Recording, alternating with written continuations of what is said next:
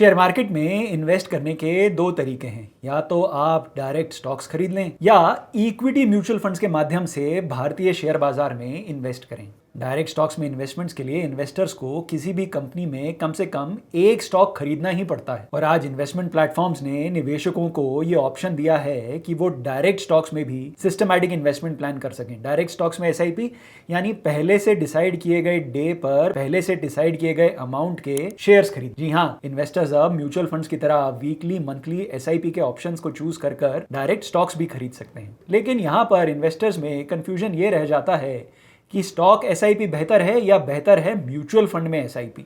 इस वीडियो में हम इन्वेस्टर्स के इसी कंफ्यूजन को दूर करने का प्रयास करेंगे। नमस्कार, मैं हूं मनीष तनेजा और आप देख रहे हैं जेड फंड्स। जेड फंड्स, जहां अब आप देख सकते हैं अपना एक्सटर्नल पोर्टफोलियो।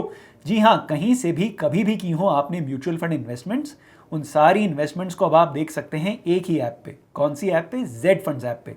तो आज ही जेड फंड्स ऐप डाउनलोड करें, बात करें अपने जेड फंड एक्सपर्ट से और जाने जेड फंड्स के एक्सटर्नल पोर्टफोलियो फीचर के बारे में।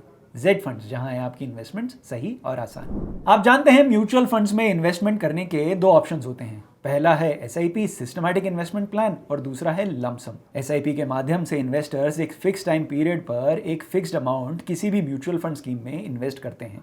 ये फिक्स्ड अंतराल हो सकता है डेली, वीकली या मंथली। वहीं लमसम में इन्वेस्टर्स किसी म्यूचुअल फंड स्कीम में एक साथ या फिर कुछ पार्ट्स में अपना एक बड़ा अमाउंट इन्वेस्ट करते हैं। म्यूचुअल फंड्स हो या स्टॉक्स, दोनों में एसआईपी करने से आपको लॉन्ग टर्म में रुपी कॉस्ट एवरेजिंग का बेनिफिट देखने को मिलता है। स्टॉक्स में एसआईपी बेहतर है या फिर म्यूचुअल फंड्स में एसआईपी बेहतर है, इसे आज हम कुछ पैरामीटर्स पे कंपेयर कर कुछ निष्कर्ष निकालेंगे। सबसे पहला पैरामीटर है डाइवर्सिफिकेशन। आमतौर पर किसी म्यूचुअल फंड स्कीम में 40 से 50 स्टॉक्स होते हैं, जिससे आपका डाइवर्सिफिकेशन अच्छे से हो जाता है। डाइवर्सिफिकेशन होने से इन्वेस्टर्स का रिस्क भी कम हो जाता है। वहीं स्टॉक्स एसआईपी में आपको खुद से स्टॉक्स को सेलेक्ट, आप चाहें तो किसी एक पर्टिकुलर स्टॉक में अपनी एसआईपी शुरू कर सकते हैं या फिर स्टॉक्स की एक बास्केट बनाकर उसमें एसआईपी शुरू कर सकते हैं। स्टॉक्स में एसआईपी करने के लिए आप 1, 2, 10, 15, 50 जितने स्टॉक्स आप मैनेज कर सकते हैं उतनी स्टॉक्स का एक बास्केट बना सकते हैं।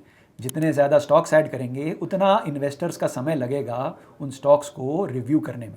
जितने ज़्यादा स्टॉक्स होंगे उतना रिस्क कम होगा और जितने कम स्टॉक्स होंगे उतना कंसंट्रेशन रिस्क होगा। खुद स्टॉक्स ना रिव्यू करने पड़े, कोई प्रोफेशनल मैनेज करे, इसका बेनिफिट म्यूचुअल फंड मैनेजर्स देते हैं। और यही है हमारा दूसरा parameter, professional management. Mutual funds में आपका पैसा प्रोफेशनल फंड मैनेजर्स के माध्यम से स्टॉक्स और दूसरी एसेट क्लासेस में इन्वेस्ट होता है। प्रोफेशनल फंड मैनेजर, जी हाँ, एक ऐसा व्यक्ति जिसका सारा दिन काम ही ये है ये देखना कि कौन सा स्टॉक किस भाव पे खरीदा जाए और किस भाव पर उस स्टॉक को बेचकर उसमें प्रॉफिट बुक कर लिया जाए। इन प्रोफेशनल्स को वर्षों का अनुभव होता है और इन फंड मैनेजमेंट कंपनीज का एक डेडिकेटेड फंड मैनेजमेंट प्रोसेस होता है जिसका लंबा ट्रैक रिकॉर्ड होता है। इन प्रोफेशनल फंड मैनेजर्स को मार्केट में इन्वेस्ट करने का वर्षों का अनुभव होता है और ये जिन म्यूचुअल फंड कंपनीज के लिए काम करते हैं उन म्यूचुअल फंड्स के स्टॉक सिलेक्शन प्रोसेस का भी लंबा ट्रैक रिकॉर्ड होता है। साथ ही मार्केट में कौन सा सेक्टर किस तरह से परफॉर्म कर रहा है इसकी भी इन फंड मैनेजर्स को अच्छी नॉलेज होती है। वहीं स्टॉक्स में एसआईपी करने के लिए इन्वेस्टर्स को खुद ही स्टॉक्स का चयन करना होता है और उन्हें कॉन्स्टेंटली मॉनिटर करना होता है। इसके लिए उनको कंपनीज और मार्केट के साथ साथ इकोनॉमी के फ्यूचर के बारे में भी अच्छी नॉलेज होना बहुत जरूरी है। हमारा तीसरा पैरामीटर है कन्वीनियंस। ये तो आपको पता ही है कि स्टॉक्स में एसआईपी करने के लिए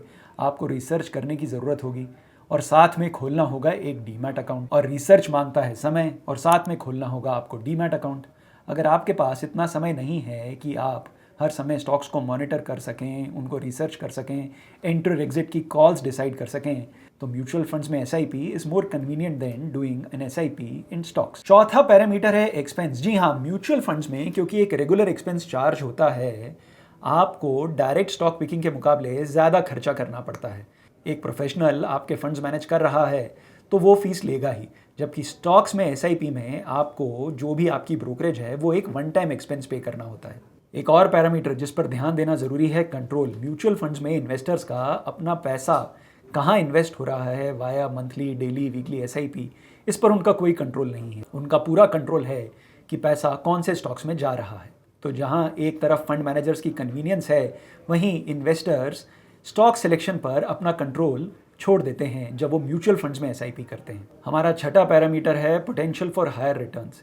यहाँ पर इन्वेस्टर्स को अपने आप से पूछना है, क्या उनमें क्षमता है कि वो स्टॉक्स को सिलेक्ट कर सही टाइम पे एंटर करके सही टाइम पर एग्जिट कर लंबे समय तक एसआईपी चलाकर बेटर रिटर्न्स पा सकते हैं, या वो ट्रस्ट करें एक फंड मैनेजमेंट प्रोसेस को और फंड मैनेजर्स को जिनका स्टॉक सिलेक्शन और फंड्स में रिटर्न्स जनरेट करने का लंबा ट्रैक रिकॉर्ड है। एक तरफ है प्रोफेशनलिज्म और कन्वीनियंस, जहां पर है एक रेगुलर एक्सपेंस, दूसरी तरफ है कंट्रोल और लो एक्सपेंस। अब ये डिसाइड करना है इन्वेस्टर्स को कि वो कौन सी स्ट्रैटेजी फॉलो करना चाहते हैं। तो करें म्यूचुअल फंड्स में एसआईपी या करें स्टॉक्स में एसआईपी? इस विषय पर अधिक जानकारी के लिए क्यों ना जेड फंड्स ऐप डाउनलोड किया जाए और बात की जाए एक जेड फंड एक्सपर्ट से। जेड फंड्स, जहां है आपकी इन्वेस्टमेंट सही और आसान। Mutual fund investments are subject to market risks. Read all scheme related documents carefully.